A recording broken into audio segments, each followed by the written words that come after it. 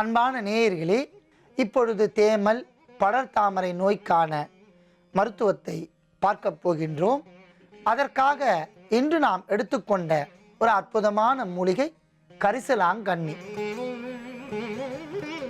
கையாந்தாங்கரை, கரிப்பான் என்று பல வகையான பெயர்களில் அழைக்கப்படுகின்ற கரிசலாங்கண்ணி மிக சிறந்த ஒரு கிருமி நாசினி. இரும்பு சத்து அதிகமாக கொண்ட ஒரு தாவரம்.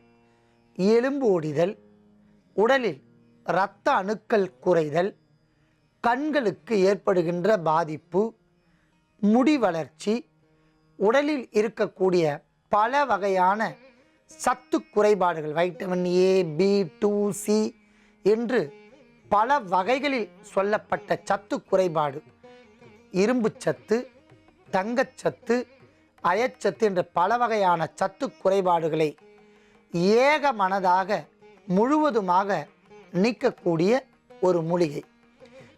கூந்தல் வளர்ச்சிக்கு இன்றியமையாத ஒரு மூலிகை. பிரைமரி காம்ப்ளெக்ஸ் சில்ட்ரன் என்று சொல்லக்கூடிய குறை சத்துள்ள குழந்தைகள், அவர்களுக்கு கரிசாலை ஒரு கைகண்ட அற்புதமான ஒரு செடி. இதை கொண்டு பல நூறு நோய்களை போக்கிக் கொள்ளலாம். ஆகையால் நாம் கரிசலாங்கண்ணியும் எடுத்து வைத்துள்ளோம். அடுத்ததாக நாம் எடுத்துக்கொண்ட மூலிகை சீமை அகத்தி. சீமை அகத்தி என்றாலே தொற்று நோய் நீக்குதல் என்று பொருள். தொற்று நோயை நீக்கும். படர்தாமரை, தவளைச்சொறி மற்றும் பல்வேறு வகையான தொற்று நோய்களை நீக்கும் என்பதால் நாம் சீமை அகத்தி இலையும் சிறு சிறு துண்டுகளாக அரிந்து எடுத்து வைத்துள்ளோம். அடுத்ததாக கார்போக அரிசி. அன்பான நேயர்களே, கார்போக அரிசி பல வகையான நோய்களை போக்கும். லூகோடர்மா, விட்டிலிகோ, வெண்குட்டம் என்று சொல்லக்கூடிய உடலெங்கும் பரவி இருக்கின்ற வெண்புள்ளி திட்டு நோயை போக்கும். படர்தாமரை மற்றும் பல நோய்களை போக்கும் என்பதால் நாம் கார்போக அரிசியும் எடுத்து வைத்துள்ளோம். அடுத்ததாக நாம் எடுத்துக்கொண்ட பொருள் வேப்ப எண்ணெய். நாம் முன்பே கூறியது போல வேப்ப மரத்தில் இருக்கக்கூடிய அத்தனை பாகங்களும் பயன்படும். வேப்பன் விதையிலிருந்து எடுக்கப்பட்ட வேப்ப எண்ணெய் மிக சிறந்த ஒரு கிருமி நாசினி. அன்பான நேயர்களே, எடுத்துக்கொண்ட பொருட்களின் அளவுகளை பார்க்கலாம். வேப்ப எண்ணெய் 100 மில்லி, கார்போக அரிசி 20 கிராம், கரிசலாங்கண்ணி இலை 20 கிராம், சீமை அகத்தி இலை 20 கிராம். இவற்றில் வேப்ப எண்ணெயை தவிர்த்து மற்ற 3 பொருட்களையும் அளவுகளின்படி சிறிது நீர் விட்டு வெண்ணெய் போல் அரைத்து எடுக்கவும். அவ்வாறு அரைத்து எடுத்துக்கொண்ட விழுதை பார்க்கலாம். அறுசுவையான ஒரு பொருள். அன்பான நேயர்களே, வராமல் இருப்பதற்கான வழிமுறைகள், காரணங்கள், அறிகுறிகள் இவற்றை பார்த்தோம். ஒருவேளை இந்த நோய் தீவிரம் அதிகரித்தால் இந்த தொடர் இருமலை முற்றிலும் நிறுத்துவதற்கான ஒரு அற்புதமான மருத்துவத்தை நாம் பார்க்கலாம். அதற்காக இன்று நாம் எடுத்துக்கொண்ட ஒரு மூலிகை அதிமதுரம். அதிமதுரம் மிக சிறந்த இனிப்பு சுவையுடைய ஒரு வேர்பொருள். இது அத்தனை வகையான நோய்களுக்கும் ஒரு அருமருந்து. தொண்டையில் ஏற்படுகின்ற பாதிப்பு, தொண்டைக்கட்டு, மஞ்சள் காமாலை, கோழை, அதிகப்படியான சளி, தொடர் இருமல், கக்குவான், தொண்டை ஏற்படும் வீக்கம் இவையெல்லாம் அற்புதமான முறையில் சரி செய்யும்.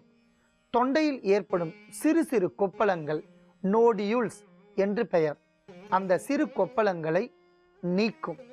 இரத்தத்தை சுத்திகரிக்கும். பித்தத்தை குறைத்து புத்தியை கூர் செய்யும், அதாவது தெளிவாக்கும். மேலும் உடலுக்கு ஒரு அற்புதமான ஒரு நன்மையை தரக்கூடிய ஒரு பொருள் அதிமதுரம். பொதுவாக சித்த மருத்துவத்தில் பல பழமொழிகள் உள்ளன. காட்டுப்புலி நின்று கொள்ளும், வீட்டுப்புலி மெல்ல மெல்ல கொள்ளும் என்கிற பழமொழிக்கேற்ப புலித்தன்மை அதிகரித்தவுடன் உடலில் வாதம் அதிகரிக்கும். அந்த வாதத்தை போக்கக்கூடிய ஆற்றல் அதிமதுரத்திற்கு உண்டு. ஆகையால் நாம் அதிமதுரத்தையும் எடுத்து வைத்துள்ளோம். அடுத்ததாக நாம் எடுத்துக்கொண்ட பொருள் சிற்றரத்தை. சிற்றரத்தை, பேரரத்தை என 2 வகைகளில் நமக்கு கிடைக்கின்றன. இது ஒரு மிக சிறந்த ஆன்டி ஆக்சிடென்ட், அதாவது நோய் எதிர்ப்பு சக்தியை அதிகரித்து நோய்க்கு எதிர்ப்பாக வினை புரிந்து வேதியியல் மாற்றங்களை உடலில் உறுதுணையாக இருந்து பல நோய்களை நீக்கும். தொண்டைக்கட்டு, தொண்டையில் ஏற்படுகின்ற ரணம், தொடர் இருமலால் வருகின்ற சளி மற்றும் இரத்தத்தோடு வருகின்ற சளித்தன்மையை நீக்கும். நுரையீரல் பைகளில் இருக்கக்கூடிய அழுக்குகள், தேவையற்ற கசடுகளை வெளியேற்ற உதவும். ஆகையால் நாம் சிற்றரத்தையும் எடுத்து வைத்துள்ளோம். அடுத்ததாக நாம் எடுத்துக்கொண்ட பொருள் திப்பிலி. மிளகை போல் பன்மடங்கு காரத்தன்மையும் வீரியத்தன்மையும் மருத்துவ குணங்களையும் கொண்டடக்கியது திப்பிலி.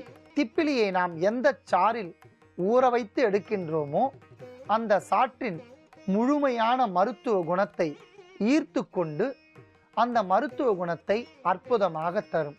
உதாரணத்திற்கு வல்லாரை என்கிற கீரை சாற்றில் திப்பிலியை 3 நாட்கள் தொடர்ந்து ஊற வைத்து பிறகு வெயிலில் நன்றாக காய வைத்து நன்றாக காய்ந்தவுடன் சுத்தம் செய்து தூள் செய்து எடுத்துக்கொண்டு 1 கிராம் அளவிற்கு தேனில் சாப்பிட்டு வந்தால் வல்லாரையினால் கிடைக்கக்கூடிய புத்தி கூர்மையை திப்பிலியே தரும். இதனால் பல நோய்கள் விலகும். அந்த வகையில் நாம் திப்பிலி மிக சிறந்த கிருமி நாசினி. தொண்டையில் ஏற்படுகின்ற அழுத்தம், தொண்டை வலி, தொண்டை வீக்கம், தொடர் இருமல் இவற்றை நீக்கும் என்பதால் நாம் திப்பிலியும் எடுத்து வைத்துள்ளோம். அடுத்ததாக நாம் எடுத்துக்கொண்ட பொருள் வால்மிளகு.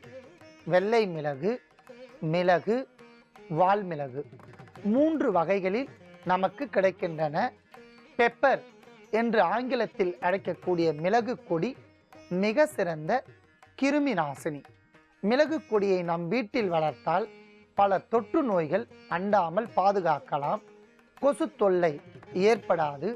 இதன் வாசனையை நாம் சுவாசித்தாலே பல நோய்கள் விலகும். ஒரு பிரிஸ்க்னஸ் என்று சொல்லக்கூடிய புத்துணர்ச்சியை தரும். வெள்ளை மிளகு காய கல்ப குளியல் பொடிக்கு பயன்படுகின்றன. பஞ்ச குளியல் என்று பெயர். மிளகு பிளட் பியூரிஃபையர், இரத்த சுத்தி என்று பயன்படுகின்றன. வால்மிளகு இருமல், வெப்பத்தினால் ஏற்படுகின்ற இருமல், சூட்டினால் ஏற்படுகின்ற இருமல் இவற்றை தணிக்கும். குறிப்பாக தொடர் இருமல் வராமல் பாதுகாக்கும். இதில் இருக்கக்கூடிய வேதியியல் பொருட்கள் தொண்டை பகுதியில் ஏற்படுகின்ற அழற்சி, ரைனடைஸ், ITIS என்றாலே இன்ஃப்ளமேஷன் என்று பெயர். ஒரு சிலருக்கு செக்கச் செவியல் என்று தொண்டை வீங்கி சிவந்துவிடும். அதையெல்லாம் தடுத்து நிறுத்தக்கூடிய ஆற்றல் வால்மிளகிற்கு இருப்பதால் வால்மிளகையும் எடுத்து வைத்துள்ளோம். அன்பான நேயர்களே, அத்தனை பொருட்களையும் தனித்தனியாக நாம் எடுத்து வைத்துள்ளோம். எடுத்துக்கொண்ட பொருட்களின் அளவுகள் நாம் கடுமையான தொடர் இருமலுக்காக செய்யப்போகின்ற மருந்தின் செயல்முறையை சிறிது இடைவேளைக்கு பிறகு பார்க்கலாம்.